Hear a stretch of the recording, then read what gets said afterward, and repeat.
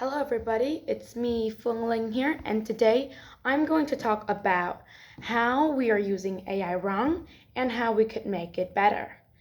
First, what is the main message of the talk? Well, the speaker wanted to tell us that the way we are using AI is actually wrong. We could use it in a better way, in a more sustainable way, instead of just using it like without knowing anything. Two, why does the speaker think current AI development is a problem? Well, there are many companies that are creating more and more AIs like during days and days. And when they have the thinking of like bigger is better, they create a lot of AI and many companies are actually using them without even knowing what are the like effects that it actually makes. There are actually many negative effects that occurs when we use AI, but now don't many people don't know that. And that's the current AI development problem. How does AI affect the environment? Well, each time we use AI, like we ask it a question, like any question at all, what to eat, what to wear, or maybe just a small joke, it actually uses a lot of carbon dioxide from the environment. It uses a lot of energy, and that energy releases a lot of carbon dioxide. So each time we use AI, we are actually affecting the whole environment that we are living in. What does bigger is better mean in AI? Well, for the companies that they are creating more and more AI developments, there are things that they think, there are companies that think that bigger is better. When you make bigger AIs, like more questions, more data you give them, the better it will be. But there is one negative problem, like very, very negative, and it's a problem.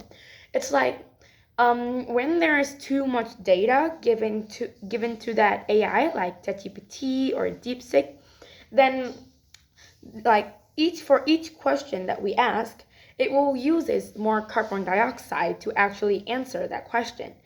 With the same question, and we use like the smaller AI companies, like, well, I don't actually know because I use big AI companies. Like, they're only one I know. And when we ask the same questions to smaller AI companies, they will use the smaller amount of carbon dioxide to actually answer that question. 5. Why does the speaker support smaller AI models? Well, smaller AI models would use less carbon dioxide, like I just told you, because with the smaller models, they have less data. Of course, that they will be more specific, and we will be more rest assured when we use the smaller ones. Well, that's of course, like of course, and there's one more thing that like really affects the speaker is that when there are smaller AI models, then it will use less carbon dioxide to actually answer our question, just like I said in the last answer. So like the speaker really supports smaller AI models, but well, like I just said, I don't actually know any. So well, I think I'm just like every company. Give examples of AI helping the environment.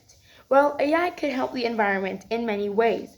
We could give them data and then they could like tell us the answer like in many things, like when floods would occur or um, when there would be storms or about the temperature in that day, like the temperature of like each time.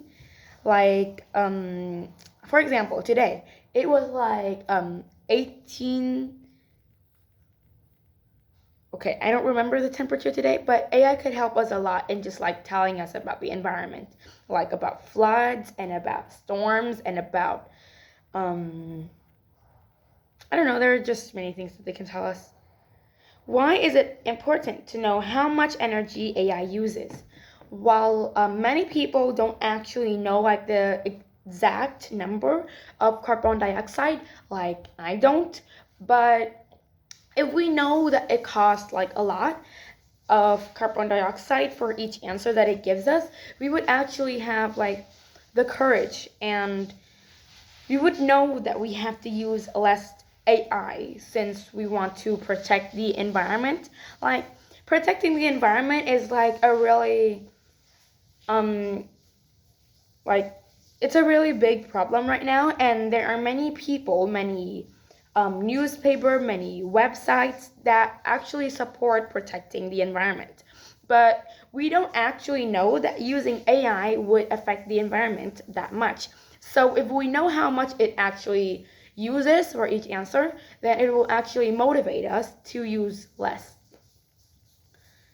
Who should be responsible for better AI development?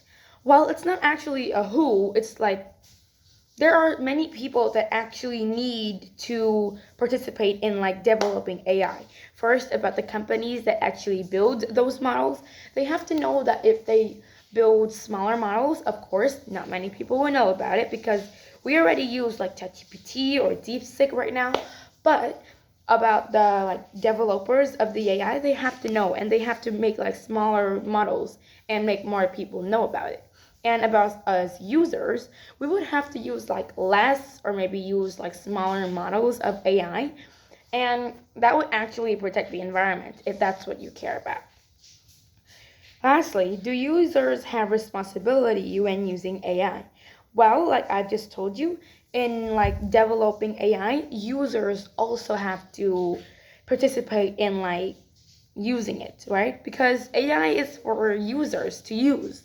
Then if we know like how much carbon dioxide it uses for each question, or maybe how it answers us, or what we could do to actually protect the environment just from not using too much AI or using smaller models, it would actually motivate us to use less. So users actually do have to like do a lot to protect the environment from using less AI. Okay, thanks for listening, and I'll see you in the next video. Bye!